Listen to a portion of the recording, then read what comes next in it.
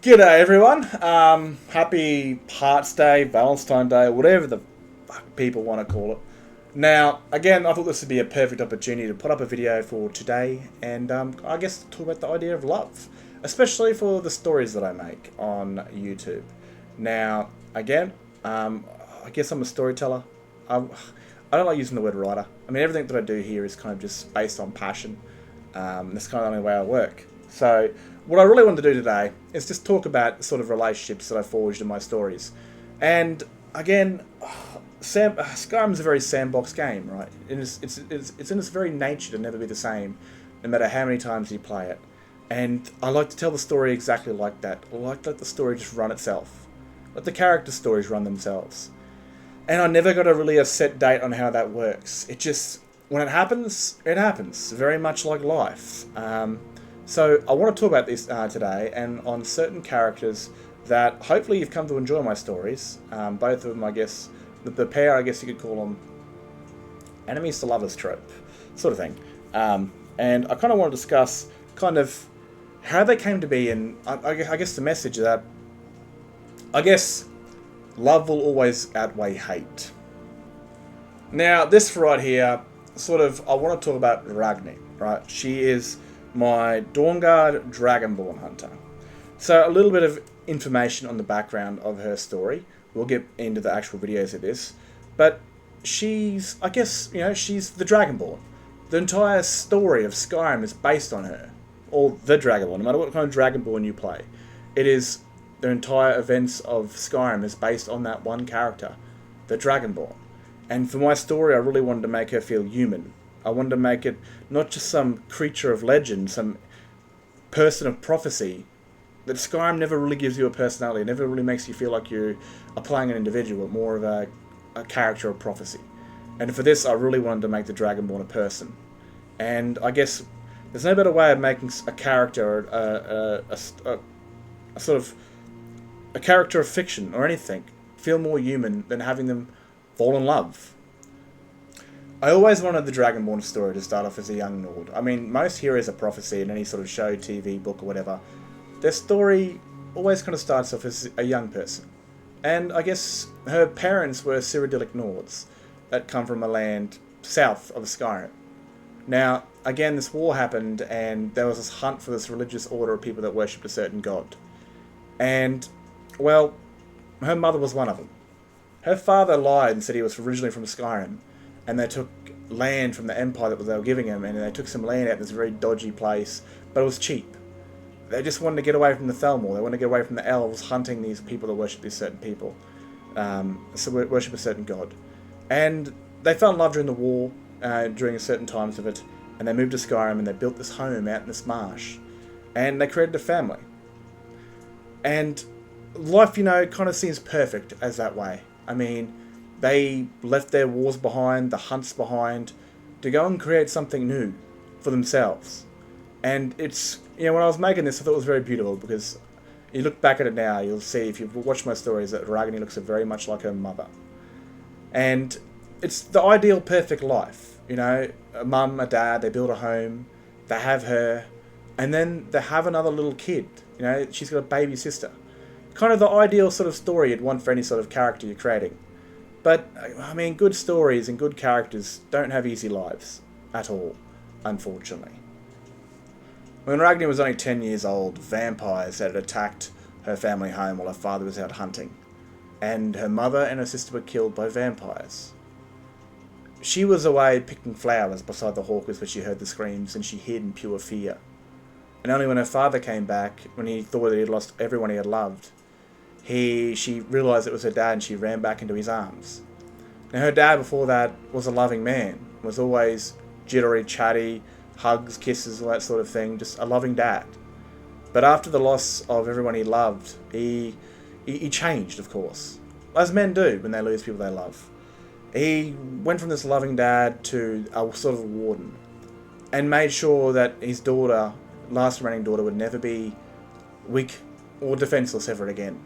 From that moment on, he trained her, made sure that she'd become something that could always defend herself. And that's kind of how Ragni was born. She lost her loved ones to vampires. Ever since then, she had hated vampires for killing her sister and for killing her mother. And her father had turned to a warden, made sure that she trained daily, made sure that she was not defenseless, that when he was gone, that she'd be able to defend herself. This was, the start of her story. Now, eventually they go out on a hunt, and her dad gets hit by some corpses, and he grows quite sick, and he's dying. And unfortunately, one night he does die. The last piece of family that Ragni ever had. And, she grew up in this house with her sister and her mum and her dad, and then it was all taken away from her by vampires. And once her dad died, she couldn't see the reason to stay anymore. She decided to leave home because all it reminded her was of ghosts. That everything she loved had died in this household and it was completely and utterly empty.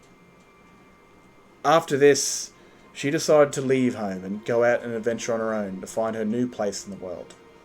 And that's exactly what she did, but her first thing she wanted to do was honour her and her sister's dream when they were girls. They used to sing or play the lute and the flute, horribly probably, but they both had a dream when they were young girls to go to the Bard's College and become bards and travel the world and earn coin and sing songs and that sort of stuff. And again, that never happened because she lost her sister to vampires. So when she was old enough and she had no one left and she had everything to gain, she decided to leave home, chuck on a bag, chuck on her dad's old armour, and make her way to solitude. At this time, the story had actually not planned that, funny enough. My story by itself is very much sandbox natured, as in a lot of it happens on the spot, and that's what I love about telling the story to you guys. And yeah, her dream is to go and become a bard. Now she goes and does that, and she joins the Bard's College to sort of honour her sister and her dream. And again, this is kind of what she's training to do, to train to be a bard, and one day when winter arrives in Skyrim, to head south into Cyrodiil and travel to Cyrodiil as a bard, learning new stories and making her own sort of thing. That was her plan. Now, along the way, she sent on a mission to join the Bard's College, a rather dangerous one, and she succeeds. And she's on her journey, she's already had weird feelings about people. She's already met some really strange, unnatural feelings. And for my story, this is kind of what everyone, including the Dragonborn and those that follow the Dragonborn in the future, feel for each other. They have these weird sort of sixth senses about each other. People they don't even know that they could just walk past and they feel like they could trust them with everything. Sort of, like this sort of really weird platonic love that is unnatural. You don't even know what they look like sometimes, and somehow you could feel that you could trust them with the world. During the ceremony of completing her mission, she bumps into one of those people again. His name is Centauros. He's a youngish Imperial legionary. And when she sees him, she feels this overwhelming need for a protector. That he will protect her, which is a natural feeling for a woman when they're interested in a man. But it wasn't really a natural feeling. And he felt this weird feeling that he was surrounded by darkness, but when he saw her, she lit the way. And they get on the wine and celebrate the party, and it starts to rain, and they head back to his, and they chat and talk about their lives. With more wine. I really feel bad about writing this part of the story. But this is the sort of time where Ragni becomes a woman, when she meets one of the people that would guide her in the future. None of them have no idea what they mean to each other at all. But they've met before everything is called into action. A few wines, a few chatty words, and, Ragni's become a woman. And her protector is protecting her, I guess you could say. So, again, this could have been a real good romance, because the protector and the beautiful young woman. It's kind of a natural thing. But Centauros was a soldier. He woke up early, he left her in bed, he went back to the war that he was fighting. His leave was over. And she went back to the Bard's College to continue her training. Well, until winter arrived. During Ragni's times at the Bard's College, she explored a bit of Skyrim, gathering items for the professors, or whatever the hell they're called, at the Bard's College. and she saw quite a few vampires out and about during the day in large numbers. Her plan was when winter was to arrive in Skyrim that she was going to head south into Cyrodiil and travel the world as a bard. But what she saw on the roads scared her and alarmed her, especially that she hated vampires. They killed her parents. They killed her mother and they killed her sister. And something in her heart says that she can't just leave Skyrim defenseless like this. She can't leave families exposed to what she went through. She just can't do that. Something's telling her to stay into Skyrim. Something's telling her to stay and defend the people of Skyrim from what she suffered as a young girl, losing her mother and her sister. So, instead of travelling south into Cyrodiil to start her journey as a bard, and she decides to, head east into Skyrim after she finds out about a guild that is specialised in hunting vampires. She heads east into Skyrim and joins up with a group called the Dawn Guard. She's put her adventures, her dreams of going south on hold, because she can't let that fear sit in her head that if she did nothing, if she went south and escaped Skyrim from whatever was coming, that people would die. Families like hers would be torn apart or completely wiped out. She couldn't sit with that. So, instead of taking the flute or the lute as her weapon, south into Cyrodiil, she took her sword and her shield as the weapon against those creatures that wander the night. Now, while she joined the Dawn Guard, she was kind of sent on another quest to investigate a cave that the vampires were skulking around in. A sort of initiation test, again like the Bard's College, to, make sure that she could handle herself.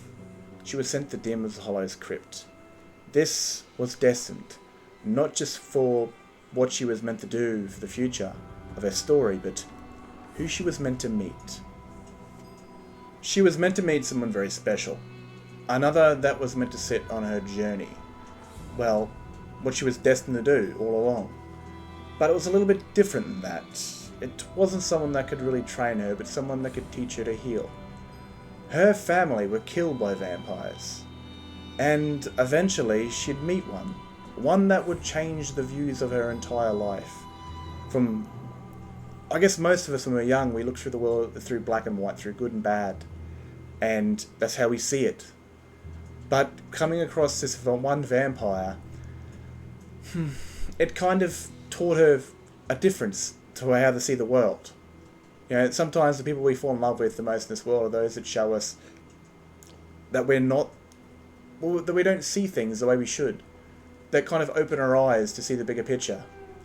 And this is that vampire that she runs into, that helps her see the world in a different form of light. Now the young Dawn Guard hunter delivered the vampire back to her family, and went back to the Dawn Guard, unknown why she did what she did. There's a reason behind it in the story, of course, that she was hit with an illusion spell, or a charm spell, and she continued on her journey and joined the Dawn Guard fully. She was then put with someone. The Dawn Guard aren't a very numerous group in Skyrim. I think there's 12 or 16 of them. And so if you're out there hunting vampires, you kind of have to double up. And I found this guy dead on a different character and thought, why not give him some story? Why not give Leonoid some story into my game instead of him being some dead NPC? And, this is the man she was partnered up with, sent out to hunt vampires with. There wasn't one of those things where they'd go into bandit-held caves and clear out bandits. There wasn't enough of them to do that. If a vampire was discovered to be hidden behind bandits or a vampire clan, then they organised a major hunt where a majority of the members would go and slaughter them. But they'd normally send two out on the field, investigating vampires that were hiding amongst the Owls and Visors, or hiding in inns, or pretending to be monks, this or that. They were sent out to hunt the smaller targets. And Leonoid was that man. She grew quite comfortable with him. They had each other's backs. For months after Sarana, when winter finally arrived, they had fought vampires together, hunted together, survived together, kept each other alive. And that made them quite close with each other. eventually when they started, sharing the same bed at night, it wasn't just there for the sake of protection. I mean, you don't want to be separated if something bad happens, but because they grew to like each other's company, and sex became a thing between them. And that's just kind of the second sort of relationship that she'd ever had with somebody. The first one was Centaurus, and that was like a one-night stand. The second one was more of one of convenience, but also mutual respect and that sort of stuff. Of a man that she fought side by side with. A man that protected her and a man that she protected. That sort of thing. It was sort of a bond, in a way. I don't know if it was love, but it was more convenience, it was more comfortability. Comfortability? I don't even say that word properly. They had each other's backs, and he had her back at night. But not all good things last forever. Now, after a certain amount of hunting, Ragni returns back to Fort Dawnguard to be told there's a vampire that's been waiting, that came here to see her. She has no idea why. I mean, she just got back from a long, lengthy hunt, and she has no idea why a vampire rocked up looking for her. Until she saw that vampire was the very one she found in that crypt that many months ago. The one she somehow helped deliver to a vampire castle. Now, Serana is a very unique case of vampire. She's thousands of years old. She's been asleep for 1,000 years, she's been alive for 1,000 years. But by the way her story sounds, her parents were also vampires. She never got the chance to really grow, so even as a 1,000-year-old vampire, she always stayed in that sort of I'm a child circle under her parents. Her father used her as a weapon, and her mother tried to always guard her and protect her.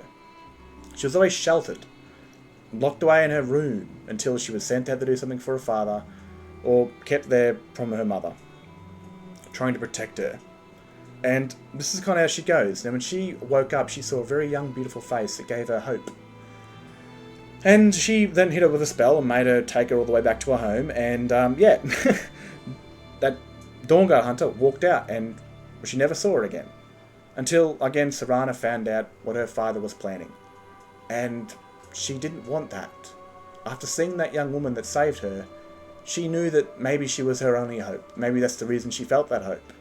And she went to go and join her, to the very people that were hunting her kind. That maybe there was a chance to stop her father from doing all of this. From living the repeat life of being a slave to her dad's whims of doing what he wants. And enslaving the sun and all mortal kind because of it. She had this weird sort of hope that this young woman gave her. She had no idea why, but she followed it to maybe that young woman could save the world from her father. And that's kind of how it goes with these two. She comes back many months later, even though she knows the person that saved her hates what she is. Ragni has now been taken off Lillinoit and sent on a special assignment because of the vampire, with other members of the Dawnguard. This is a special expedition. So she's got a few more members backing her up with the vampire, just to make sure everything goes safe. She now has to escort a goddamn vampire through Skyrim when she's been hunting him for months. She hates this. Vampires, they killed her family, destroyed her life forever. And now she has to work with one. She's not happy about this. Not at all. Now they're sent to find a moth priest, someone that can read the Elder Scroll that Serana brought with her, that took away from her father.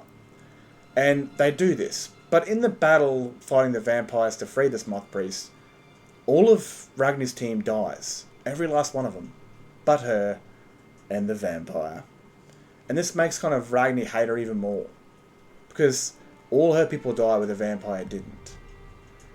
And now she's forced to do this entire journey on her own with the vampire. The Dawnguard can't really spare any more people to go on this hunt. The very first mission they sent her on, they all died. And so she's now has to do this journey and find these other Elder Scrolls and do all this other stuff with the vampire on her own. The very thing she hates most in this world. Vampires. But through it all, this vampire, this creature she hates, helps her bury her friends, the ones she lost. And she hates that, but at the same time, she's thankful that she helped her. Which is kind of weird, because like I said, this vampire is being nice. She hates that. She really does. I mean, in her eyes, they're creatures of pure evil. That's all they are. And yet one's helping her bury her comrades into the ground. and then watching over her while she sits around the fire and warms herself up. Being friendly, not being this creature she's expected her entire life, these creatures that she's hunted. She's talked to her and tried to really get along with her, and this is also down to Serana's naivety. Sure, she's been around for 1,000 years, but she hasn't ever been able to grow on herself. I have another character called Cecilia, and she's a 200-year-old vampire, but she is quite a creature of her age. She looks like a vampire, but she's physically 24. But she seems much older than Serana is, of course, because she's been out there as a vampire for 200 years on her own. She has matured into it. She has grown as a vampire on her own, where Serana is not. She's always been parented, I guess you could say. Always been the daughter to the father and the mother. Never been out there on her own, becoming her own person and learning the world and becoming mature to it, even being a young woman. She's always been naive in a way. She never got to grow past that. Stuck at that age where she was 18, 19, 20, 21. Stuck in those years forever, that entire mentality. And she's finally out and around this Dragonborn that gave her hope.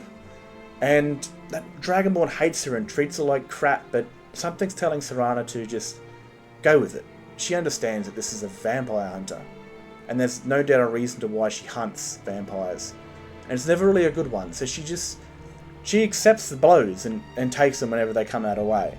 But still, whenever she can, she'll try and talk to the Dawnguard hunter, because it's different for her. She never really had anyone to talk to in her entire time unless it was her mother, or another vampire that was working for her father, or something like that.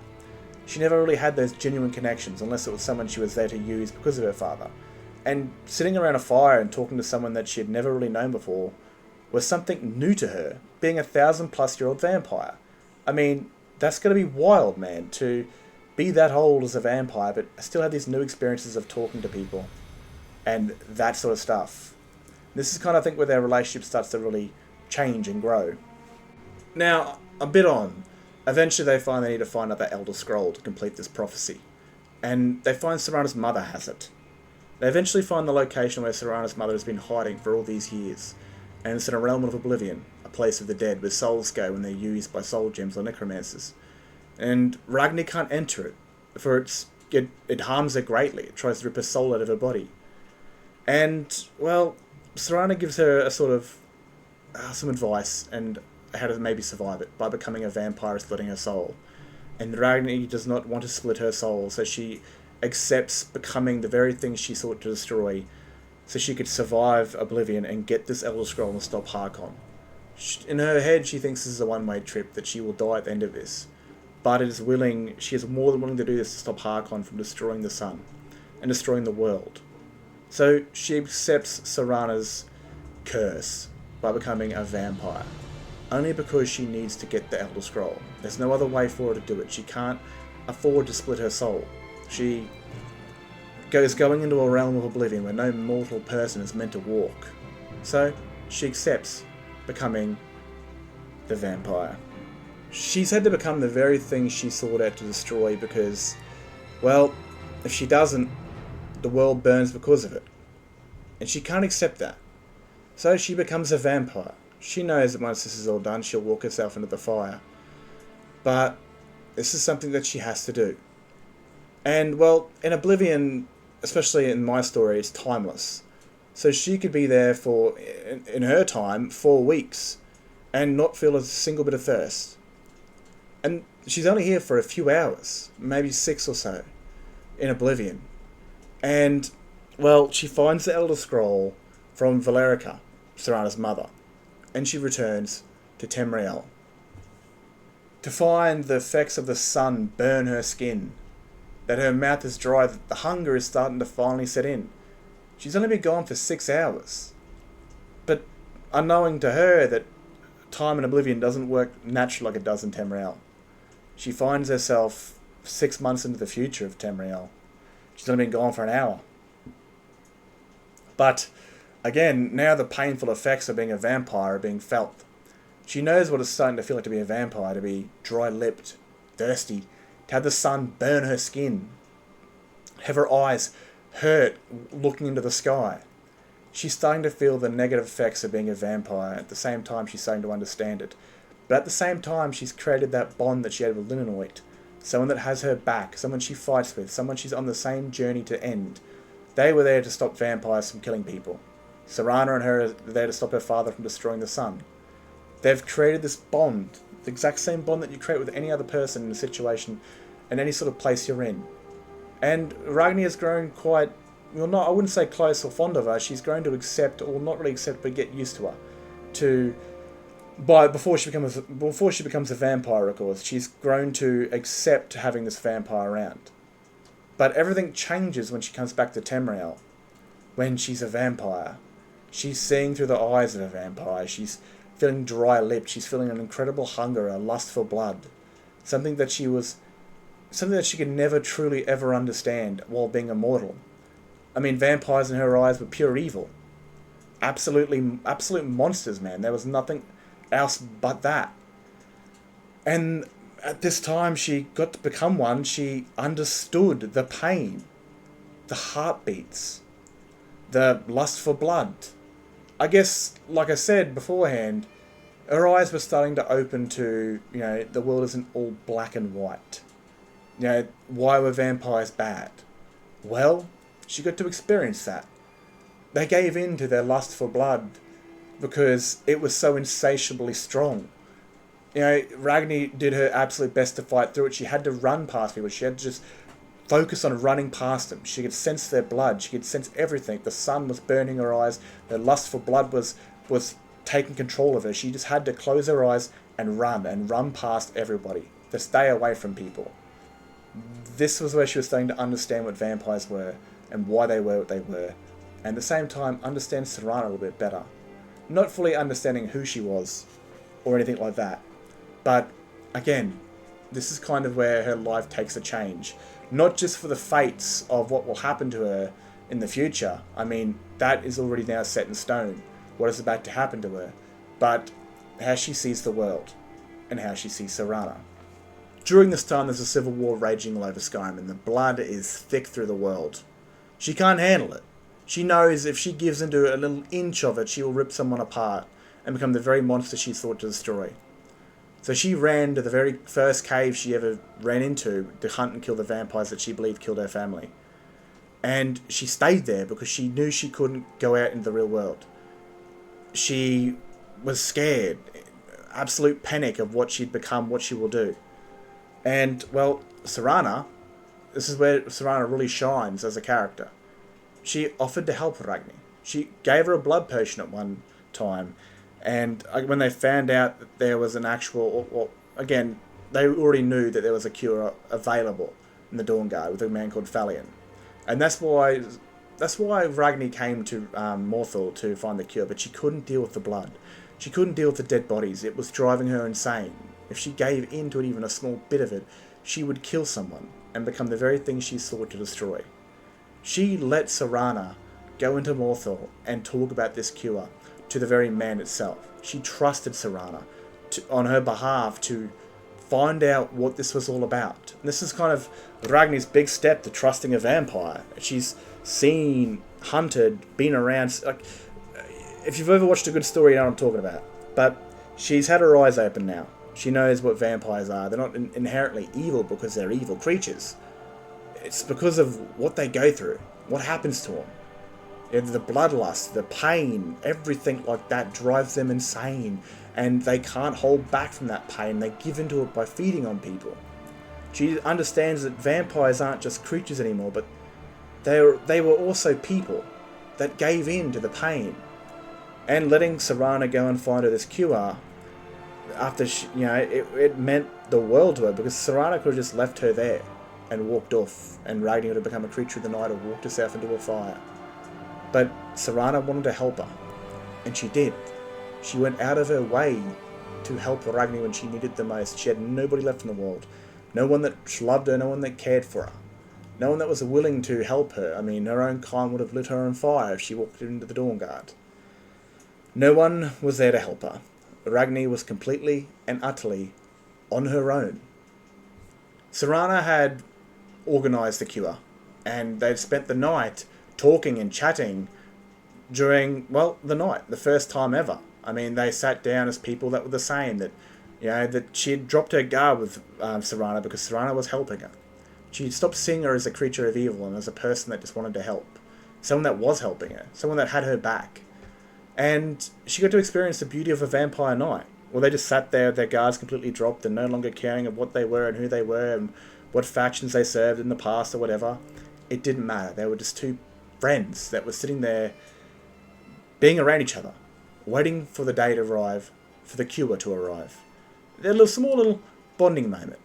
Like I said about Serana, she's lived a very sheltered life for thousands of years, and this is the first person she's ever really been around that was of her own choice, her own making.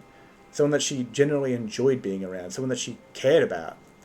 Because this person, this Dawnguard hunter, brought her hope. And again, she never really felt that in her entire life.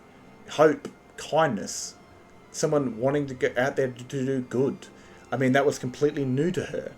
You know, for thousands of years, she'd done unspeakable crimes, most likely. And seeing someone out there generally wanting to do good for people, sacrificing her mortality to save the world, stopping everything to stop the vampires, it gave her hope that there was good in the world, and that she had found it on her own. And Serana was willing to do anything to save that. She'd no doubt already had fallen in love, probably at first sight, with that young Dawnguard hunter. You know, that she'd always... That's the reason she most likely came back, is the hope that woman gave her when she found her. She came back because of hope. And in my story, Ragni is a creature of hope. Someone even reminded me that in a comment today, that she always gives people hope. And that's what she's all about. She's meant to be the hero. She's not meant to be a villain. And, well, yeah. And through that, they waited and talked until the morning, until Thalion arrived, and Ragni was cured of her vampirism. This, for Ragni, was the world. I mean, having someone go out of their way to save her, she had never really felt that ever since her dad died. No one really cared for her. No one was there for her. And having that happen to her was eye-opening, that Serana wasn't this creature of evil, that Serana genuinely cared about her. And it really opened her eyes to Serana. That she stuck around through all the shit she put her through, all the mean comments, all the ignoring her and this and that, and when she really needed someone, when she was at her absolute end and desperately needed help, Serana was there to help her. This really opens her eyes, especially after all the fighting and the bonding, being around each other, all what they've been through. It kind of really, this entire experience really dropped Ragni's guard against Serana, but opened her eyes not just to who Serana was, but what vampires were. They weren't evil creatures. They were just people that gave into the pain. The world wasn't so black and white anymore. And I guess this is kind of where Serana kind of chucks on the kiss with Ragni on this very bridge, where she discusses how she truly feels about Ragni. That she's always brought Serana hope. That her entire life she's never had anyone in her life like her. That, she can never pass this up. It's kind of... It's beautiful for both senses, because this is the first time Serana ever talks about being, having genuine feelings for somebody. And like I said many times, she's 1,000 years old, but she never grew out of being the child of her parents. She was always stuck in that permanent limbo of being this 1,000-year-old, 19-year-old guarded and abused by her parents. This is where she's always been.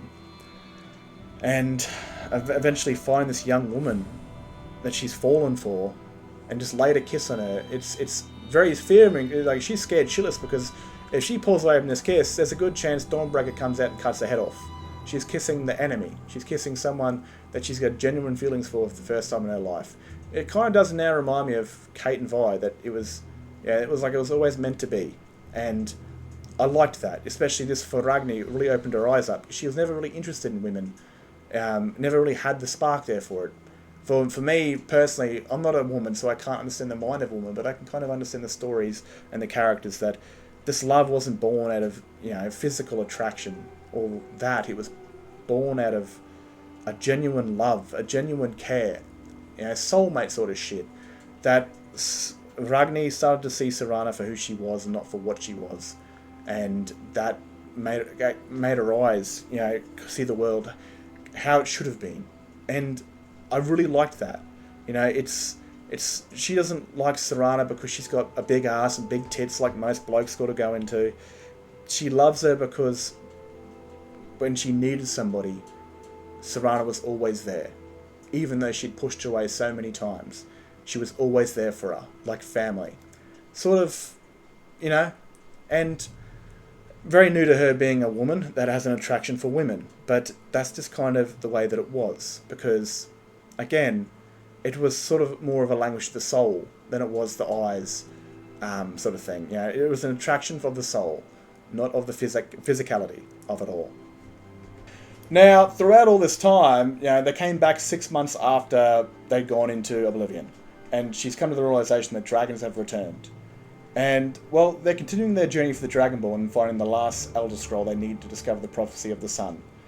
When, unfortunately, they're met by a dragon. Which kind of really...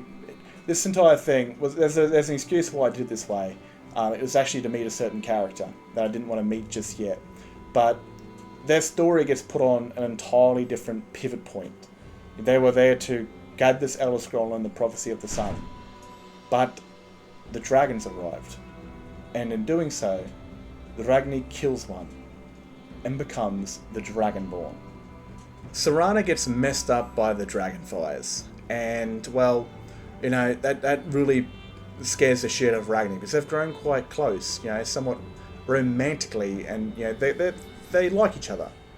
And then all of a sudden, she has this weird feeling to approach the dragon, and she does, and she eats his very soul. And her life is changed forever. Something in her changes also. That she feels this overwhelming need to abandon her current quest and follow the callings of the Greybeards. It's like a programming to her. She can't refuse it. The Greybeards have called her. She must follow it. Sort of like a moth to a light or a fire or something like that. They turn back from finding the last Elder Scroll and she follows the journey that she's been called to. The only way I could make sense of it in the story was pretty much that it was an overwhelming need. It's like when you're hungry, you have to go eat. It was kind of like that when they called her. Seeing what the dragon had done to Serana really scared her because Serana had always lived through everything. She was an immortal. She was a vampire, a very powerful vampire, a daughter of Cold Harbor. And this one creature put her down to her knees and put her in a really bad state where she almost died. And that scared her. Ragni realizes what she's become, and she's now officially become the Dragonborn. She knows that, the vampires aren't the biggest problem in the world anymore, or that the other scrolls, Harkon can't complete his prophecy. That now the dragons have become the great threat, and she's the only one that can deal with them. And it's not in her nature to walk away, it's in her nature to fight back, to protect those she can. The dragons had killed her friends, but they wasn't personal like the vampires were, but she was the only one that could really deal with them. But she was really starting to like Serana. Serana, she deeply cared about her. She saw this creature from something that was evil to someone she'd fallen for. I dare say fallen in love with. And she did not want Serana to follow her into the dragonfires. She did not want to see the person she had just fallen in love with turn to ash. And she had many doubts of, how was she going to do this on her own. She knew that she couldn't take Serana with her. She wouldn't allow the person she had fallen in love with to walk into the dragonfires with her. She couldn't accept that. Now, during this time, certain individuals from both sides of the Civil War have been sent to the Dragonborn after the call. They have been sent by their generals to gain the Dragonborn as an ally, like the old stories of Tiber Septim the Conqueror and Riemann Cyrodiil the Conqueror, that with the Dragonborn on their sides they could easily win the Civil War. Unknowing to Ragni, the very first man she ever slept with was sent to her. The whole need of being the protector. That was the feelings that he felt. The need to feel to protect the Dragonborn. That is his entire essence of who he is to the Dragonborn. That he will always protect her. That she needs to live to destroy the world. Not just because he wants her to join her side, but at the very middle of it, or the end of it, he genuinely cares about her. As she genuinely cares about him. But again, much time has changed since they laid in that bed together. I mean, it was a few months for her, but it was 6+ months for him. Much had changed. And well, I guess they were destined to be in the room with each other at the same time. Because it's a bit of a circle, this enemies to lovers thing, if you get what I mean right now. Now that Ragni had two people that she was willing to follow her into the Dragonfires, she now felt that she could do this without harming Serana. And she sent her back on her way. They weren't officially lovers yet. They'd never really cemented the relationship apart from a kiss. But she told Serana that I'll be safe. I have protectors. I need you to go back to the Dawn Guard and continue the fight for me. I need you to take that place and hunt down vampires for me. I'll be back. But she doesn't know that. She doesn't know she'll be back. I mean, she's going to fight vampires, for crying out loud. She has no idea. But Serana does this because the dragon did mess her up. And that, Ragni said she'd be back. And the fight for her, continue the fight for the vampires. And that's what she'll do. It could have been a bit of an argument here or there, but she follows the wishes of the one she loves. And, well, they're separated. Now, personally, I separated them because Serana was pissing me the fuck off. She was annoying the shit. I wanted to kill her. I was on the Discord for SDA for, like, days trying to find out how to actually murder her. But she was pissing me off. Really was, like, so bad. And it still pisses me off because I can't kill her. She's literally immortal. Console commands, no matter what you do, you cannot kill her. Annoys the shit out of me. But also, it makes for a good bit of a story where the romantic interest is separated due to certain events. Because that happens to a lot of things. And I thought, well, I'll fucking use the excuse. They had to separate because, the one she loved was in danger of losing. She couldn't continue. She couldn't go into this fight if she was worried about her. Sort of thing. Bastards. Now, it had been quite a few months since Centaurus had laid with that young bard. And, well, he was kind of surrounded by his enemies and by vampires and savages and people he had no idea about. The only person he knew in this previous life before this was that bard he spent that night with. And he thought, well, I'm tired of sleeping on my own. I am. So I kind of remember who she was, and I'll see if I can try my luck again. And he walks up to her room, butt-ass naked, fucking big old Johnson flopping out. And, she answers the door, and she lets him in. Now, why does she do this? Well, I have this down to companionship. I mean, she doesn't know if she's ever going to see Serana again. She doesn't know if she's going to live. She's not meant to. And she misses her. I mean, this is the longest she's been without her since that she came back. And sleeping on her own bed just feels lonely. Having this man she'd been with before in her bed, it kind of filled that void of the loneliness that she was missing with Serana. It was tension she was able to release with the man she'd already been with, but also was able to fill that void of her maybe never seeing Serana again, being alone, feeling alone, that she was able to be with someone that was close to her at one stage. And yeah, it was more the fact that she did not know that she'd ever see the girl she was falling in love with ever again. This was kind of how she filled that emptiness in her soul. Now, eventually, the Dragonborn did find the very Elder Scroll she was on the hunt for with Serana. Again, I did this so I could meet Minerva, the character to her left.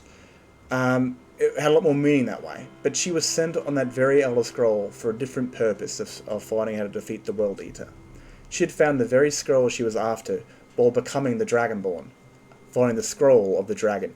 I didn't even know the foreshadowing and detailing back then until it actually happened, how important it was for the Dragonborn become the Dragonborn by killing a dragon on the hunt for the Elder Scrolls of dragons, the very creatures and the very name it's named after, this entire series. I was like, holy fuck! Blew my brain when I figured it out. And she had found the scroll. Now, again, she does go and fight Elduin. It doesn't go exactly to plan. And, well, she then she then creates a peace between the Empire and the Stormcloaks. So now that she's created peace, the thing that she wants to do the most is return to her original mission. She now has the Scroll of Dragons, the very scroll they needed to discover the prophecy to stop Harkon. And now that she's got that, she can continue her work for the Dawn Guard while she gathers power. This is kind of her first trip, but something that she really wanted and needed to do before she could continue her journey as the Dragonborn. Now, Centaurus had gathered, had gotten out Sigurd's sister, who she thought was dead, and she tries to kill her. She tries to kill him, which is, again, this is going to be another story I could do much later on their dynamics when I finally have it cemented. But, yeah, that'll be another video for another day. But basically, on the return of the Dawn Guard, she's put back on her armor to go back and fight for her people, because the Blades have betrayed her, and she's thrown away her dragon armor, and she's put back on her Dawn Guard armor. And she knows she's returned to the Dawn Guard. So her intimate nights with Centaurus have now come to an end. She has stopped it. In this very scene, she tells Centaurus that it's done, because she's returning back to the Dawn Guard, and she's going to see Serana again. She now knows she's going to see Serana again. So she has stopped their little relationship from going on any further. Because like I said, she now knows she's going to see the woman she fell in love with, and that's kind of the way it goes. She's just completely cock-blocked him. How fucking rude. Now, she's returned back to the Dawn Guard on the original mission, and hasn't been really able... She's returned back to the Dawn Guard for her original mission to stop Harkon, and woken up one morning to find Serana's gone off and set up a little picnic date so they could hang out again. And I guess the girls get to be around each other again to feel comfortable, and this is kind of that moment where Ragni really expresses that she gets to feel normal around Serana. She gets to feel like herself, not this mighty Dragonborn that's destined to save the world. Because Serana's the only person that's ever really made her feel like herself. And, you know, that she cared for her long before she was Dragonborn, before people had a reason to protect her. And this is kind of like, for me it was a beautiful moment having this entire scene, because it gets to remind Ragni that there's someone out there that truly cared about her before she was the most important person in Tamriel. And they get to reunite and be with each other again. It doesn't go full on like this. They've still got a job to do. They can't just afford to throw their clothes off and express their joy for each other, as this is a male thought, no doubt. But they still have a job to do, but they still want to connect again. And this is that moment right here where they connect, where they kind of remind each other how they feel about each other. It's very beautiful. I don't know if I weaked doing this. I probably did, because I'm a little bitch now after Arcane.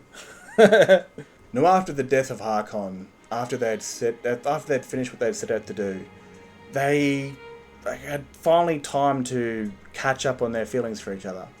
And Serana wanted to go somewhere romantic to show her the Dragonborn, show this woman that had changed her life forever, to how much she loved her.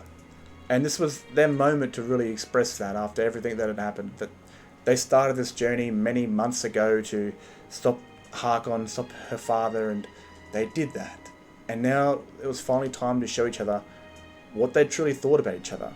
I mean, no good love story is cemented with just a salad bowl, right? I mean, we don't go to watch the plumber to go fix the MILF's house pipes, right? So this was that moment where Serana really showed her affection for Ragni, and you know, it would have been nerve-wracking that she'd never even been interested in women before, taking her clothes off to one and having one touch her body. A very big moment for her. And this was kind of the story of two young women that fell in love, that never really... It's just, they were both naive in their own ways. Sure, Serana is 1,000+ years old, but in her very own nature she is naive. And it was a story about two young women that saw the world as white and black, or black and white, that came together and opened each other's eyes up, that fell in love with each other through the hatred and through their oppositioning sides and what they were. To me, it was really special writing this story, because you know, it wasn't just based on two characters, it was based on two stories. And I think I did a pretty good job of this, showing how they went from these enemies to sort of acquaintances to friends to then lovers over a special amount of time. Anyway, again, I can definitely do the next sort of love chapter right there. It's on your screen. I can definitely talk about those guys if you want in the next one. Probably not. I don't know how these videos get perceived. I just pop into my head and I do them. I've enjoyed making these stories so far, to have these characters and fall in love in a natural way. I'm going to get out of here right now. I hope you guys have enjoyed, and I'll catch you guys in the next video. Let me know what you think in the comments if you want. Catch us.